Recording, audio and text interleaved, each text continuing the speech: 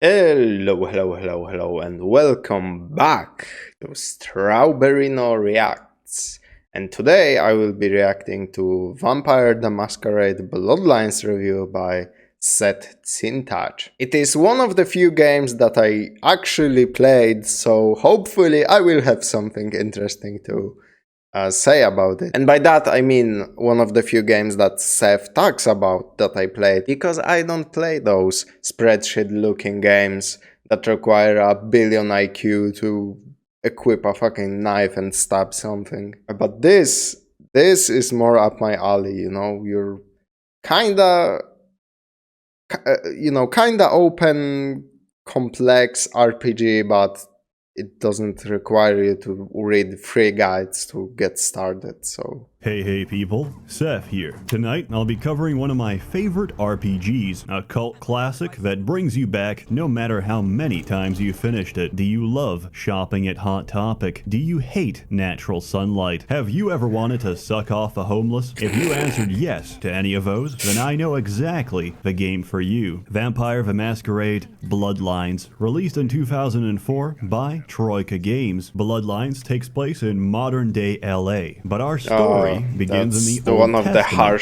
So to understand the lore, I'll need you all to whip out your Bibles and flip to Genesis 4. Remember Cain and Abel? In the Bible, the two brothers made offerings to God. Abel offered the Lord some lamb chops. Cain gave him some Weetabix or some shit. Naturally, God liked Abel's offer a lot more. So Cain disabled his brother by murdering him with a fucking rock. God was very unhappy with Cain for killing his brother. That's so God fucking give a shit. dumb. Cain's crime was murdering his brother and then having the audacity to lie to God. Yep, in the he Bible, was more God concerned punishes by Cain to lying. wander the earth. In Vampire the Masquerade, God punishes Cain by giving him superpowers. Cain, for crimes against your creator and your fellow man, I sentence you to immortality. I'm also giving you super speed and super strength. You can also turn invisible. Would you like to polymorph as well? Sometimes I like to turn into a burning bush and scare the shit out of Moses. You can also now perform blood magic. The only downside, he can't walk in the light and he has to drink the blood of others to survive. God's true punishment is giving Cain the ability to sire children. But with immortality, the only thing left to fear is death itself. That fear becomes paranoia, jealousy, hatred, not for humans, but for your own kind. And that fear ends up consuming you. Just as Cain murdered his brother, he is now forced to watch for all eternity as generations of his own children murder each other. Where do you come into all of this? You're a random schmuck who gets embraced against your will in a seedy LA hotel. When you wake up, you're a vampire. But before you get comfortable, the Camarilla boys break in, stake the boat.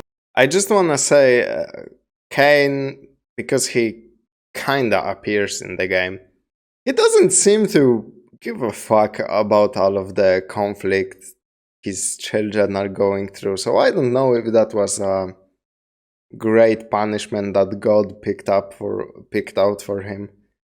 Both of you and ship you off to vampire court. Turns out siring vampires without permission is a big no-no and a violation of a masquerade, which is basically a loose set of rules to keep mortals from finding out about the supernatural and from realizing that Vladimir Tepes was in fact a high-level Tsimisi who turned Romanians into dining chairs, because if humans ever found out, that's a guaranteed death sentence for every vampire on Earth. The judges make their verdict. Your sire gets decapitated by Magilla Gorilla, the African muscle man behind Sebastian LaCroix, Camarilla Prince of LA. And you're next on the chopping block. Oh well, at least you got laid. However, Nines Rodriguez, leader of the LA Anarchs, protests against your immediate execution. Suddenly struck with a flood of emotion and newfound empathy, LaCroix decides to spare you your life. Instead, he sends you off on a suicide mission. Kicked the fucking camera, but it seems to be okay.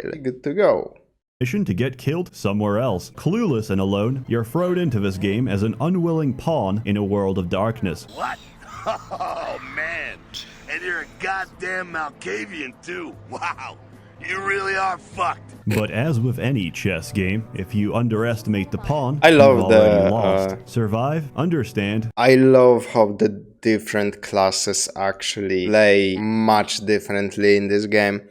Like, Usually in an RPG you pick a fucking archer, mage or a fighter, and the only difference is that you click your left mouse and a guy gets shot from a distance instead of getting fucking owned up close. But in this game, certain classes like the Nosferatu and who the fuck else? I forget now. But the Nosferatu, for example, is so disfigured you cannot interact with NPCs or anything. It's essentially like an extra hard mode because you spend 90% of your gameplay going through sewers to avoid detection. Like you cannot be seen by any human, any normal human at all, because it's a violation of the Masquerade. And Malkavians also, they have this extremely unique dialogues that other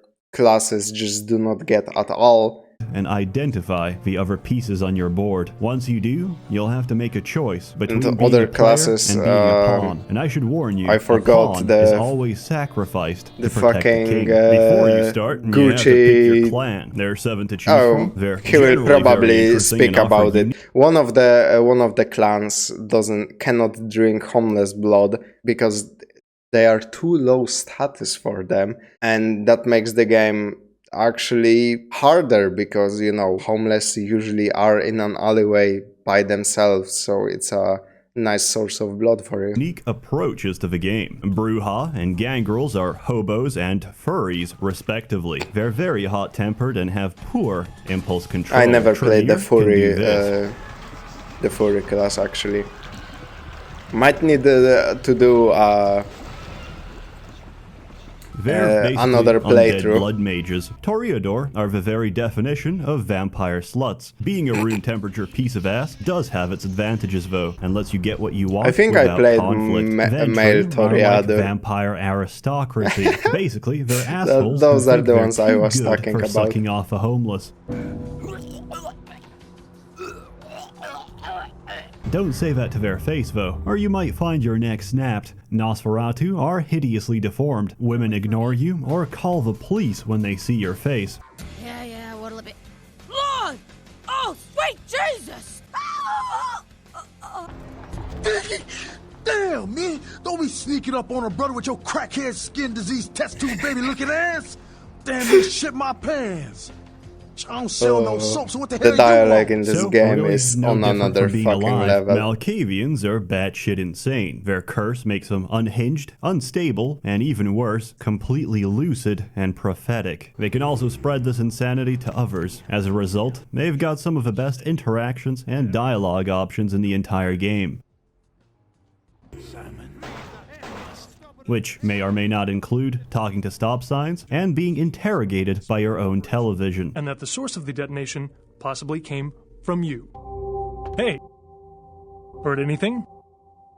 Kind of musky. It's no small secret that Clan Malkavian is my favorite. If it's your first time playing Bloodlines, I recommend There's playing so any much clan which additional isn't Malkavian or content for Nosferatu. other Why? clans. Because the It's Madness Network isn't so random. cool. It's foreshadowing. It's knowledge you know but shouldn't. And all these revelations will go over your head when you can't make sense of it. Also, getting spotted out in the open is an instant masquerade violation Yep. for Nosferatus, which can result in your immediate death. It's better for seasoned players who already know who and where everyone and everything is. Also, I hope you like sewers, because you're gonna be seeing a lot of sewers as a Nosferatu. Hope you packed snacks. But why would I play this old-ass game a second time, Seth? I got a lot of stuff to do. I got a reading to catch up on. Because, you goddamn zoomer, the game isn't very long. Length isn't True. the point of it. It's the choices you make. And there's a lot of different choices you can take depending on your character, which come back to help or haunt you in the future. It's a very well contained and believable world that never breaks your suspension of disbelief. You might be turned off by the vampires, and to tell the truth, I was too. So was my mom, and now she's probably finished the game more times than me, because this game isn't I also about never vampires, did the Guns undead, or the playthrough. supernatural. It's about humans, should and do that. regardless of whether they're mortal or damned I flesh, should they reinstall all the act, game. think, and feel human. They've got real fears, It's hopes, one of and those that motivations which drive you see their it character. in a Every single video character, or no matter in a how meme, central or and you are like, insignificant they are I to the got that plot, installed. are written fantastically well. And that's the main praise you hear for this game. The story and the dialogue, which has some goddamn amazing voice acting. I am the proprietor and salesman of the month several years in a row.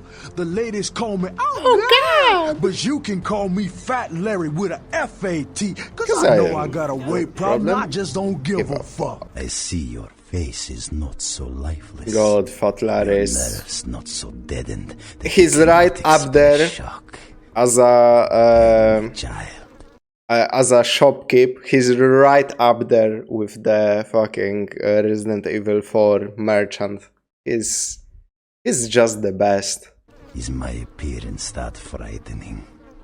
Or is it my knowledge of you that is so unnerving? Hey! Welcome to Sang's Herbal Remedies. I am Sang. Okay. How may I assist you? Selling remedies is honest work. This, I came to America after discharge from Chinese Herbal Remedies forces to help aging parents restore. Definitely, I am now American citizen. God bless the Allegiance flag. Chinese invented gunpowder. Yes, I know guns. Hold on, please. These are good remedies for many problems. No credit cards. Kids don't know nothing. No more Yankee my wanky. Yeah, some of the dialogue didn't age that You're given well. tasks to complete by LaCroix. These serve as the main quest line, and you'll need to finish them to progress the story and unlock new locations. You'll get to meet the other major powers in LA as well. There's the Camarilla, which uphold the status quo and enforce the Masquerade religiously, Anarchs, who respect the Masquerade but hate the politics and hierarchy of the Camarilla, the Sabbat, who don't give a shit about the Masquerade and seek dominion over mankind, and finally, there's the Kuei Jin, Asian vampires that have recently moved into Chinatown and filled it with gacha machines. They use their negative chi formed by gambling, The most organized fucking crime, and evil gacha balls thing to fuel you can their do. aggressive business practices. Besides the main story, there's dozens of side missions to complete. None of these are your standard fetch quests either. They force you to think and decide for yourself how to best approach them. Completing missions is important, since that's your only way of getting the experience points necessary for upgrading your character. Most of them can be... While that is true, I remember some of the... Especially if you haven't beaten the game 10 fucking times like Seth probably did, or even a couple like I probably have done by now. Some of the quests are very fucking cryptic. Like, I believe some of them I just completely gave up and looked up a guide on how to complete a handful of them, because figuring them out on myself, I felt didn't feel natural. Like, the solution was not clear enough to me. And that sort of happens with that kind of game, where if a game requires you to solve a puzzle, and it really requires you to solve a puzzle, like it gives you some limited information and you have to figure it out, you have to expect that not everybody will think about the puzzle the same way that you think as a game designer. And that's a pretty common thing with that kind of a design, where you place a lot of faith into the player. You don't show, you know, markers or explicitly tell them where to go. There will be some confusion because a player will come up with a solution that even the designers didn't, and he will feel stupid that the game doesn't allow him to complete a quest a certain way, for example. But other than that, it's fantastic, and yeah, it really respects you as a thinking human being to solve the problems and not put a bunch of fucking markers for you and tell you exactly where to go. Resolved peacefully by talking or stalking. Some of them, however, cannot. And whether it's from other vampires or the same dude in a wife beater, copy-pasted 200 times, violence is inevitable. So building your character to be a smooth-talking, anemic slug might not be the best idea. There's a lot of nightclubs in this game, by the way. They're a good place to feed. They've also got some pretty good music. You can also dance. Even outside, there's some very nice ambience to fit the mood. It makes you feel like you're actually there. there. This game taught me that Santa Monica is a shithole, so don't feel bad about the people you kill there. In a way, you're saving them from the pain of living in Santa Monica. Bloodlines controls quite simply. You play it in first person while interacting with objects and NPCs, and you pan out to third person whenever you're in combat. Combat can be enjoyable, but mostly it is not enjoyable. Combat boils down to mashing left click while desperately scrolling with your mouse wheel and smashing right click to reactivate blood buff. Oh yeah, picking the powers is not intuitive. But the combat is not that bad. Mashing left here feels way better than, for example, in Morrowind.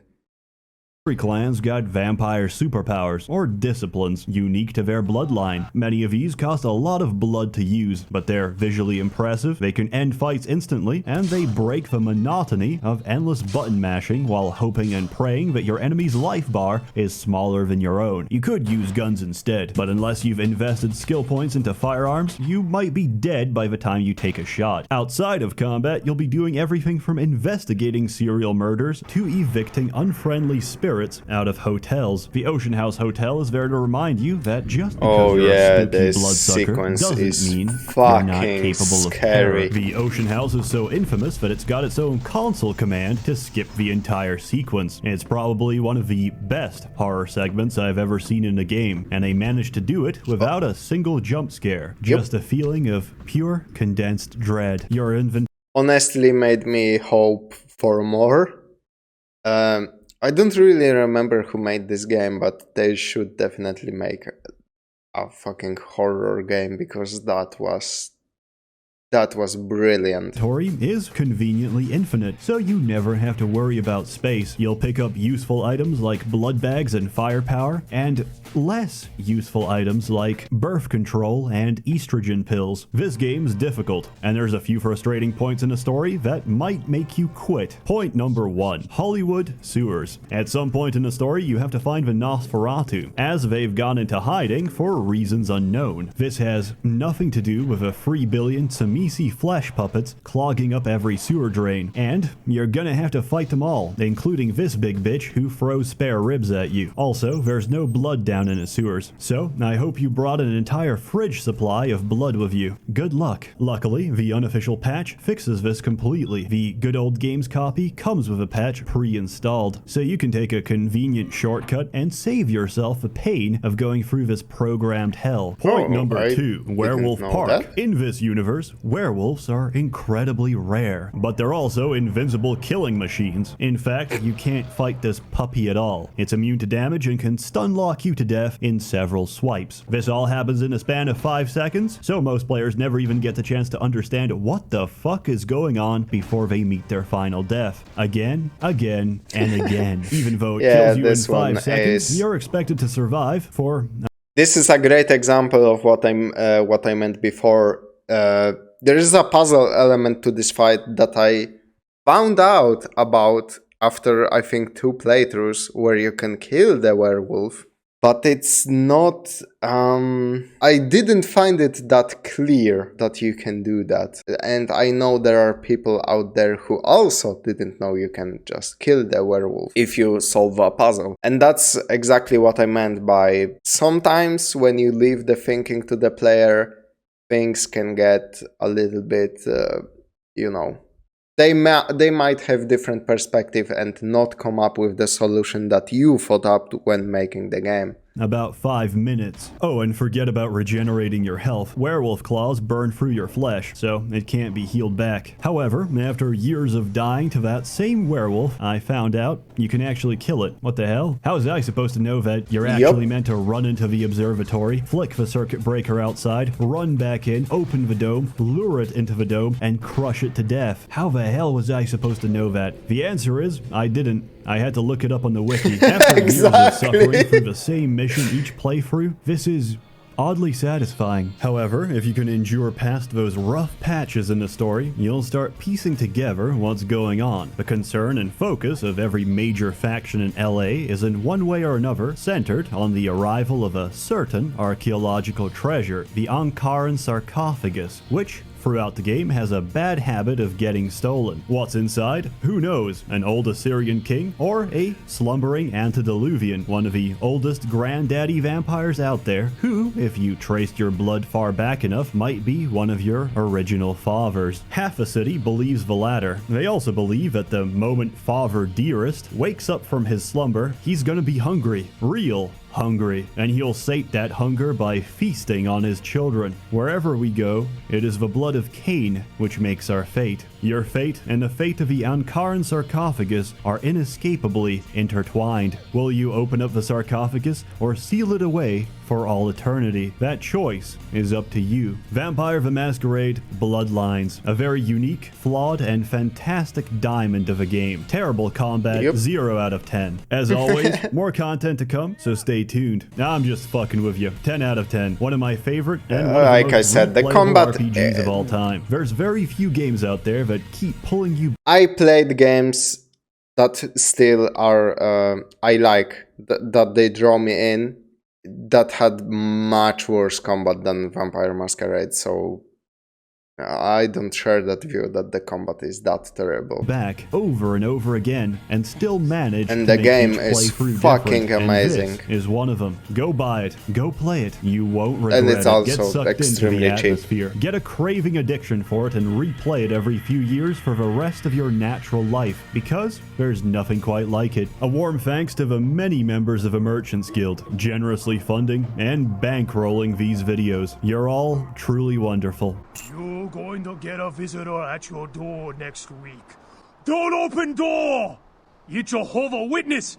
They're so annoying! Jesus I could use a Christ. Halloween-looking S&M gremlin like yourself to help haunt some people out of some loot for me. Let's see what we got on good old camera 3.